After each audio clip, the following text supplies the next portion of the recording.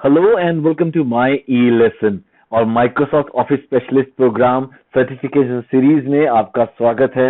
और आज मैं आपके लिए कवर करने वाला हूं वीडियो नंबर 11, जिसमें मैं आपको बताऊंगा कि माइक्रोसॉफ्ट एक्सेल स्पेशलिस्ट एग्जाम में जो क्वेश्चन आ सकते हैं उनमें से आज वो है freeze worksheet rows and columns के बारे में। ऑलरेडी इतने सारे चैप्टर्स आप श्योर आप देख चुके हैं, 10 चैप्टर्स पहले के और इसके बाद के सारे चैप्टर्स भी आपके लिए अवेलेबल हैं देखने के लिए। ये अकेली ऐसी सीरीज है जिसमें कि आप माइक्रोसॉफ्ट रिकॉग्नाइज्ड सर्टिफिकेशन प्रोग्राम को पास कर सकते हैं और इसके सर्टिफिकेट को पा सकते हैं जो कि माइक्रोसॉफ्ट द्वारा पूरी दुनिया में रिकॉग्नाइज्ड है और वैल्यूड है। तो क्वेश्चंस जो आ सकते हैं freeze worksheet rows and columns के बारे में वो मैं अब आपको बताता हूं। अब देखिए, कई बार होता है कि हमारे पास इतना सारा जैसे डेटा पड़ा है तो हमें मालूम ही नहीं होता कि इसका हेडर में क्या लिखा हुआ था। करेक्ट। अब इसके हेडर में देखिए, यहां पे लिखा हुआ था कि payment ID, transaction date, link purpose, ये सारी चीजें यहां पे लिखी हुई हैं। अब अगर मैं ऐसे स्क्रॉल कर रहा हूं तो मेरे को दिखना बंद हो जाता है। करेक्ट। मैं चाहता हूं कि मुझे दिखता रहे, और अगर मैं ऐसे राइट में जाऊं तो भी मेरा जो पहला कॉलम था वो मेरे को दिखता रहे, तो या कोई भी स्पेसिफिक कॉलम मुझे दिखता रहे। तो कैसे ये करना है, तो यहां से हमारे को क्वेश्चन निकलते हैं।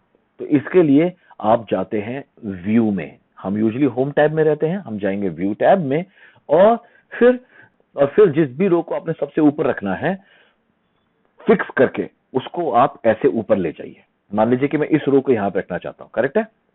आप कहीं पे भी क्लिक कर दें, कोई प्रॉब्लम नहीं है, लेकिन सबसे ऊपर ये रो हो गई, बाकी वाली हाइड हो गई। देखिए ऊपर चली गई, वो स्क्रॉल करके मैं ये आ गया। उसके बाद व्यू में मैं फ्रीज पेज में जाऊंगा और क्लिक करूंगा फ्रीज टॉप रो। अब आप अगर देख पाए तो यहाँ पे एक हल्की सी बारीक काली लाइन बन गई है, और अगर मैं स्क्रॉल कर रहा हूं तो ये ऐसे ही यहाँ पे फिक्स रह रही है। 4 के बाद देखिए 62 नंबर, 62 नंबर देख रहे हैं। और अगर मैं इस रो के ऊपर स्क्रॉल करता हूं तो ये मुझे इसके ऊपर जाने नहीं देता, यानी कि इन्होंने इस रो को फ्रीज कर दिया। अब इसको अनफ्रीज करना है तो मैं वापस व्यू में जाके फ्रीज पेन्स पे जाऊंगा और अनफ्रीज कर दूंगा। ध्यान रहे यहाँ पे कंट्रोल जेड काम नहीं करता है, देख रहे हैं। और अनफ्रीज पेन्स, और ये देखिए ऊपर की रोज हमको दिखने लग गई। ऐसे ही आप कॉलम को भी फिक्स कर सकते हैं कि भाई ये कॉलम है, मेरे को फिक्स करना है, तो मैं फ्रीज फर्स्ट कॉलम पे क्लिक कर दूंगा तो ये कॉलम अब फिक्स हो गया। अब मैं देखिए राइट में जाऊंगा तो ये कॉलम वहीं का वहीं रहेगा। इसको अनफ्रीज करना है तो मैं यहां से अनफ्रीज कर दूंगा, और उसके बाद मैं चाहता हूं कि भाई ये वाला कॉलम जो मेरा है, ये मेरा कॉलम जो है ये कभी भी मेन पे रहे, तो मैं इसको यहां तक ले जाऊंगा ऐसे। ये देखिए ये, और अब मैं कर दूंगा फ्रीज फर्स्ट कॉलम। अब देखिए, ये देखिए